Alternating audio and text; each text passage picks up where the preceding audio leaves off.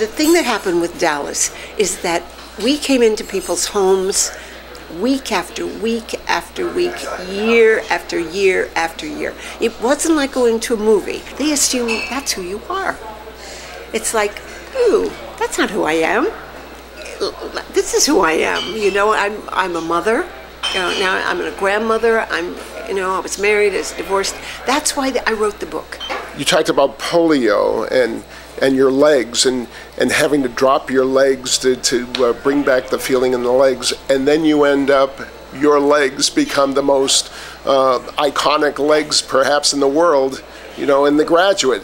Very much so. That's why the book, they wanted all the leg shots on the cover and the back. So it was great doing the Mrs. Robinson legs, and then I played Mrs. Robinson in London on the stage. Yeah.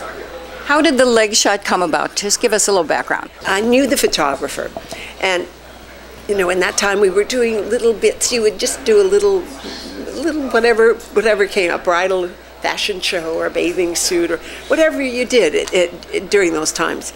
So he called and he said, I need your legs. Okay, all right, perfect. Paid $25, and I went and I put the legs, the stockings and the leg up, and that was it. It didn't take long, and I was happy to do it, and I took my $25 and I went home. Did you ever get anything back from it after that, or no? Nothing. No. I got $25. I was happy to have it. Yeah, it was delicious. It was, yeah, I know. So, it's like from polio to the poster to London stage and to the book cover. So the legs that's why I have my gratitude every morning. I didn't want to not pursue my dream. I thought if I didn't, maybe I would end up like my mother. Mom was an alcoholic, and that affected your life. Can you talk a little bit about that? Yeah. She wasn't like Sue Ellen Ewing. People say, oh, well, it was easy because you copied your mother or something like that. That wasn't it at all, as people from alcoholic families know. And besides being raised like that, I wanted to create a separate entity. I created Sue Ellen Ewing from the ground up, from scratch. I was actually at the mansion in the ladies' room, and this lady had a beautiful Judith Lieber bag, and it was open. We were putting on lipstick, and she said, I looked down and I said, excuse me, but is that a gun? And she looked at me with these beautiful eyes, and she said, of course, darling. This is Texas. Larry Hagman, as we all know, has this gigantic ego, bigger than Stetson, and he would love to know that his name is on a bottle of bourbon. I have a little something for you. A gift. J.R. Bourbon. Cute. Larry would be in heaven.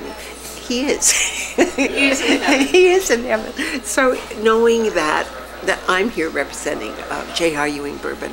Mr. Hagman was absolutely delicious. As I say in the book, he was a party. And then he could be a pain in the behind a lot of times. And How? I usually got the brunt of it.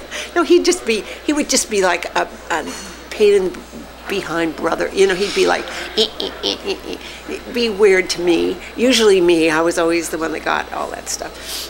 He loved women. People thought that Larry and I would have a little romance going on the side. I said, honey, he flirted with everybody. And Billy Bush asked me on Access Hollywood, he said, did he ever? I said, of course he tried. No, you don't mix those two.